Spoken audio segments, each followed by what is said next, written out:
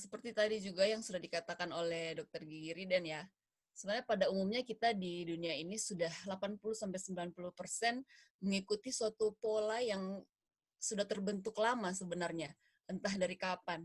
Dan kalau memang hanya sekedar mau bertanya, what to do after graduation, apa yang harus saya lakukan setelah saya lulus kuliah, ya idealnya yang umumnya, ya lanjut pendidikan bisa, atau bekerja, atau mungkin menikah selanjutnya, setelah itu kemudian sekolahkan anak, ya sudah menikmati hasil kerja di masa tua. Itu saja. Dan ya pada umumnya dunia sudah membentuk mindset ini. Apa yang harus saya lakukan setelah saya tamat kuliah.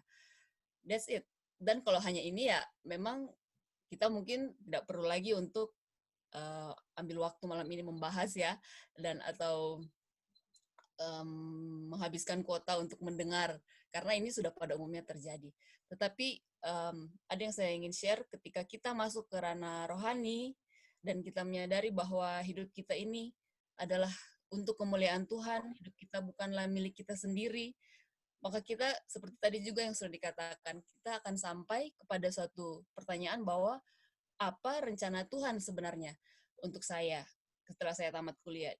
Dan kalau kita sudah berani untuk bertanya apa rencana Tuhan, maka kita harus siap untuk bisa jadi pola yang ideal ini berbeda yang akan terjadi dalam kehidupan kita. Dan kita harus siap istilahnya menyerah pada kehendak Tuhan, bukan kehendak kita. Ya, saya mau sharing sedikit pengalaman yang Tuhan berikan, kesaksian, dan mungkin ini juga akan menjadi teman-teman bisa menyimpulkan, memang kesaksian atau pengalaman saya bukanlah jadi standar untuk kehidupan teman-teman semua, tetapi saya percaya Tuhan akan mengesankan kepada setiap pribadi, setiap kita yang akan melanjutkan lagi setelah kita kuliah nanti. Jadi saya ini sebenarnya anak tunggal ya, dan teman-teman juga mungkin bisa melihat bahwa kalau anak tunggal itu orang tua punya impian dan idealnya seperti yang ada yang saya katakan tadi ini yang ada di slide. Tetapi yang terjadi adalah berbeda dalam kehidupan saya. Jadi singkat untuk perkenalan, mungkin saya masuk Fakultas Kedokteran Unsrat tahun 2002. Idealnya pendidikan dokter itu 6 tahun ya. 6 tahun, dan harusnya kalau saya masuk 2002, berarti 2008 saya harus selesai dokter. Kami ada 5 orang teman satu angkatan 2002. Di tahun 2008, yang harusnya saya menjadi dokter pada saat itu, ya di tahun itulah ya, di awal-awal tahun, ada suatu pergerakan, mungkin teman-teman juga sudah sering dengar, yaitu pergerakan 1000 Missionary Movement. Itu mulai masuk di Manado. Dan kami pada waktu itu di Jemaat Sario, yang seperti dikatakan tadi, lagi memang seperti lagi aktif-aktifnya untuk mau mencari tentang firman Tuhan. Jadi setiap mungkin ada weekend, kami sempatkan untuk pergi ke kampus misionari untuk bisa sharing dengan waktu itu Pendeta Ji yang adalah direktur pertama dari Korea. Dan pendek cerita, ketika setiap kami pergi ke sana, Pendeta Ji selalu mengatakan, Cindy, kamu ikut ya angkatan 7. Dan angkatan 7 itu akan dimulai di 2009 awal. Jadi pelatihan Januari sampai Maret, kemudian dikirim ke ladang sampai Desember 1 tahun itu. Respon saya pada waktu itu, ya hanya panggilan dalam hati saya ada, tapi saya tahu tidak mungkin, karena ya itu tadi, orang tua pasti tidak akan izinkan. Dan benar, ketika saya telepon mereka, saya bertanya, mereka bilang, nggak perlu, kamu kan nanti mau jadi dokter, kamu sudah melayani orang, nggak perlu ikut pergerakan itu, seperti itu. Dan saya bilang, ya iya betul juga sih, nggak salah. Dan sudah saya mulai lupakan. Bulan Oktober, harusnya saya pelantikan. Sudah siap semua jas, baju, sudah jahit, sudah digantung ya di lemari, kemudian sudah ada semua atribut-atribut untuk pelantikan. Tetapi 2 minggu sebelum pelantikan saya tidak bisa dilantik. Kenapa? Karena waktu saya mengikuti koas, ada satu bagian yang saya bisa, istilahnya biasa kita bilang AF. Karena itu bagian kecil, cuma 2 minggu. Dan saya pikir saya bisa kejar itu sebelum pelantikan, sebelum bulan Oktober. Tapi ternyata tidak bisa. Akhirnya orang tua kecewa. Mereka mau sekali saya selesai hanya 6 tahun, karena kalau lebih dari itu mungkin biaya akan besar, biaya kos dan sebagainya. Dan pada umumnya biasa pelantikan dokter itu setiap 4 bulan. Jadi kalau Oktober sudah ada pelantikan, biasanya nanti Februari lagi 2009. Di tengah kekecewaan itu saya berdoa, saya ingat panggilan saya. Saya bilang ke Tuhan, Tuhan kalau memang saya ini Tuhan panggil mau jadi misionari, Tuhan dengan cara apapun bikin saya tamat tahun ini. Saya katakan seperti itu. Saya nggak tahu caranya, tapi Tuhan bikin saya bisa tamat tahun ini. Dan itu nasar saya. Kalau saya bisa tamat, berarti Tuhan panggil. Dan saya rindu kalau saya pun jadi misionari, orang tua mendukung. Saya tidak mau jadi misionari, kemudian orang tuanya marah dan sebagainya.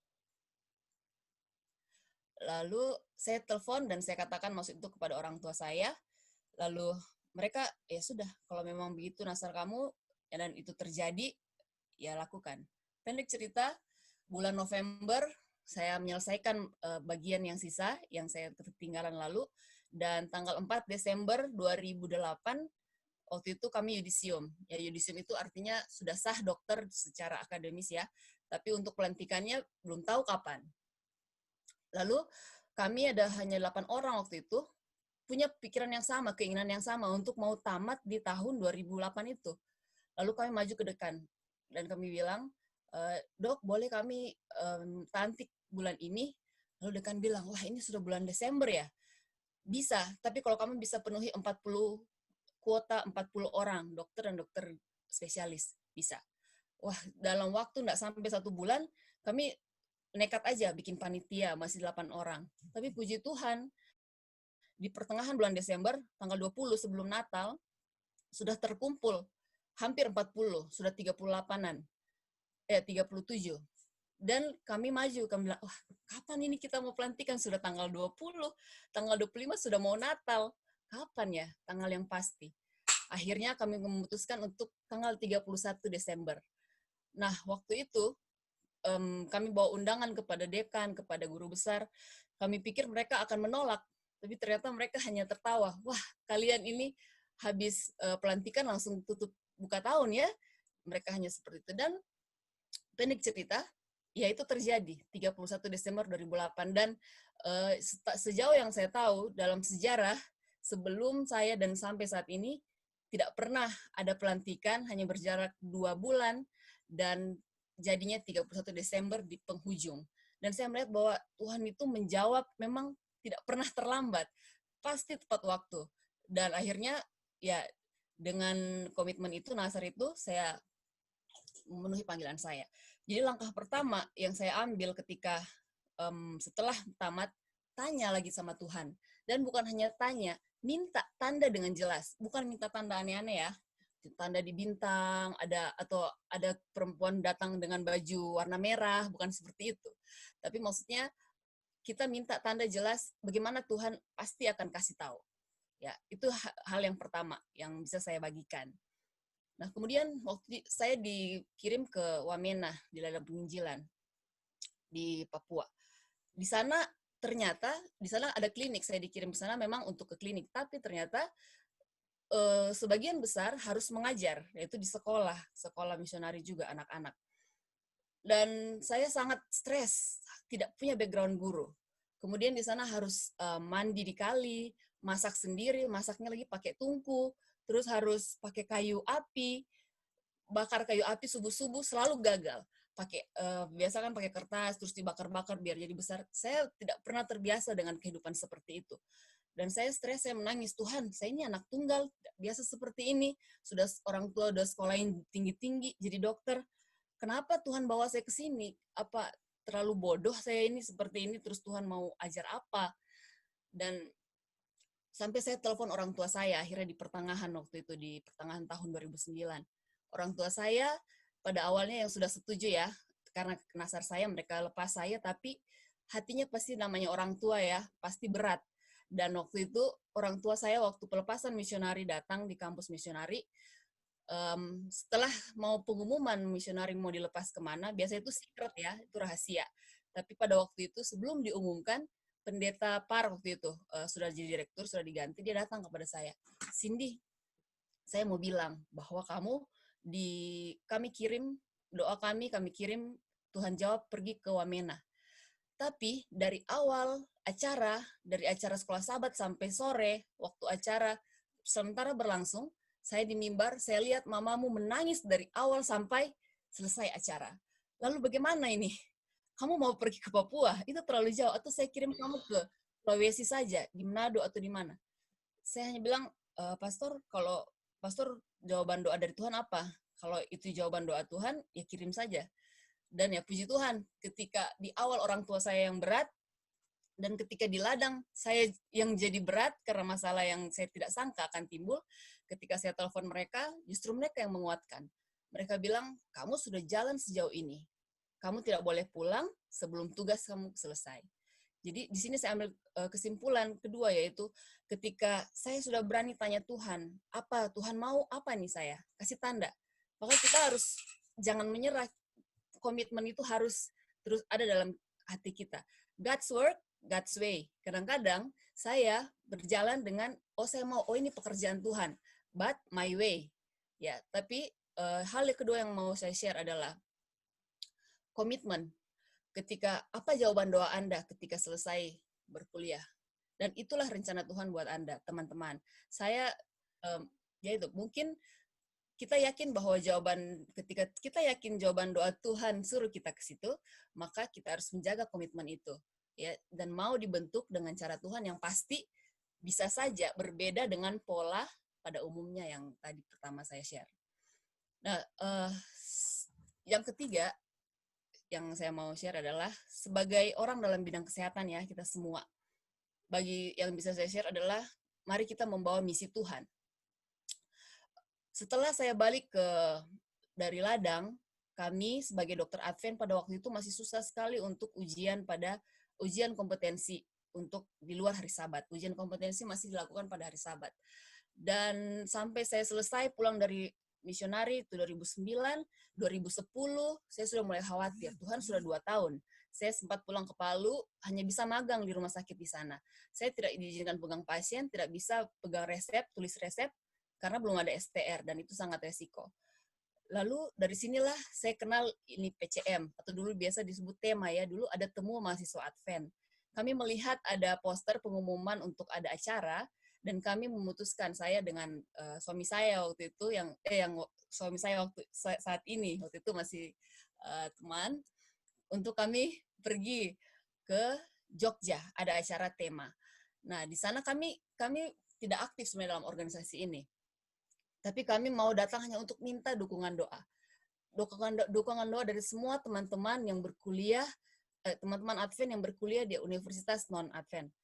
Dan sampai di sana, ya kami berdoa, puasa, dan kami ingat ketika pengalaman Petrus yang selalu memberikan kekuatan. Ketika dia di penjara, kenapa dia bisa bebas?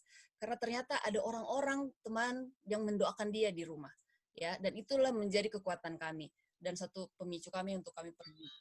Dan sampai di tema, kami berkenalan dengan Bapak Polaris Siregar juga, yang ada waktu itu sponsor dengan istrinya, Ibu Ekawati, ya Ibu Ekawati, ya. Bapak Polaris waktu itu bekerja di Kemendristek Dikti, dan kami mendapat bantuan untuk bisa bertemu dengan, pergi ke Jakarta, bertemu dengan KBU KDI, dan sebagainya. Tetapi 2010 sampai 2011, perjalanan kami nihil.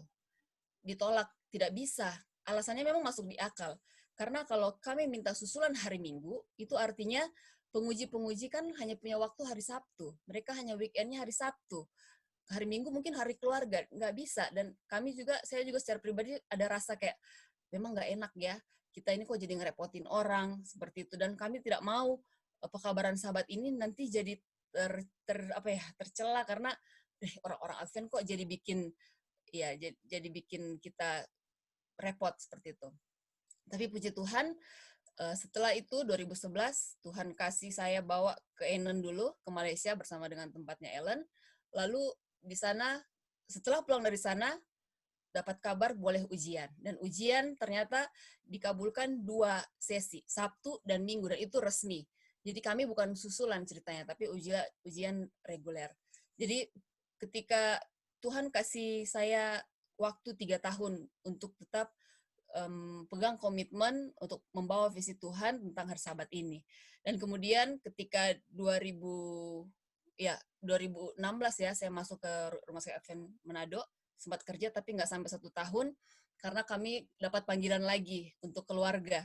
Panggilan keluarga waktu itu, kami baca di Adventist Home, bab 19, di keluarga yang baru, di manakah tempatnya? Dan ketika kami membaca juga tentang pekabaran untuk mendidik anak, bagaimana homeschooling? Untuk pekabaran mencari tempat sebagai medical missionary, membangun sebuah health center yang sederhana, di mana tempatnya? Semua panggilan itu membawa kami untuk pindah, kamu harus pindah dari kota, masuk ke desa. Dan puji Tuhan, ketika sekarang saya melihat bahwa 3 tahun saya ditunda untuk UKDI, di situ Tuhan latih saya di ladang untuk bisa menjadi housewife full time. Kemudian Tuhan latih untuk bisa bisa ke Einan ya selama 2011 untuk bisa belajar bagaimana medical missionary itu yang sebenarnya. Dan saat ini saya menjadi private teacher buat anak saya. Dan Tuhan latih itu juga waktu saya di mission field. Dan saya percaya tidak pernah salah Tuhan punya rencana. Dan teman-teman pun jika nanti Tuhan izinkan berkeluarga, kita harus tetap membawa misi Tuhan ya untuk keluarga kita juga. Itu hal yang ketiga. Dan yang keempat, jadikan pengetahuan kita sebagai baji pembuka bagi Injil. Ini sudah dikatakan ya oleh Dr. Gigi Riden tadi, bagaimana penginjilan adalah tangan kanan, tapi harus kita ingat kembali bahwa kesehatan hanya tangan kanan, hanya pembuka. Yang membuka supaya tubuh itu bisa masuk. Apa itu penggambaran tubuh? Itulah Injil, ya. Injil atau Yesus sendiri. Jadi kita bukan utama, jangan kita merasa, wah saya ini yang utama, saya superior. Tidak, kita hanya untuk membuka jalan supaya Kristus, Injil itu bisa sampai kepada semua orang. Dan yang terakhir yang saya bawakan adalah ketika teman-teman sudah selesai pendidikan, biarlah itu tidak membuat kita lupa diri atau menjadi sombong atau lupa dengan Sang Pemberi hikmat, tetapi biarlah hanya Tuhan saja, Tuhan yang akan semakin besar dan saya yang semakin kecil. Semua ini bukan tentang saya, tetapi tentang Tuhan yang telah bekerja dalam kehidupan saya. Jadi ini 5 hal yang dulu saya bagikan, apa yang akan kita lakukan setelah kita selesai kuliah. Yang pertama, minta tanda jelas sama Tuhan. Yang kedua, komitmen jalan Tuhan, pekerjaan Tuhan adalah caranya Tuhan, bukan cara saya. Kemudian yang ketiga, kita membawa visi Tuhan. Mempertahankan setiap visi Tuhan yang pada akhirnya sahabat dan keluarga inilah yang akan menjadi sasaran setan untuk menghancurkan. Karena 2 lembaga ini adalah 2 lembaga yang Tuhan ciptakan juga di awal. Dan dia sangat bekerja keras untuk menghancurkan ini. Teman-teman harus tetap berdiri pada prinsip ini. Dan yang keempat, pengetahuan kita mari kita pakai sebagai baji pembuka jalan untuk Injil itu bisa masuk. Dan yang kelima, less about self, tapi more about God. Kiranya ayat terakhir yang saya bisa share yaitu Matius 16 ayat 26. Apakah gunanya ya saya mendapat seluruh dunia tapi saya kehilangan nyawa saya.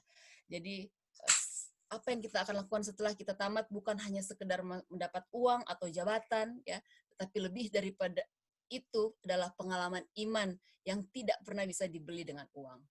Terima kasih.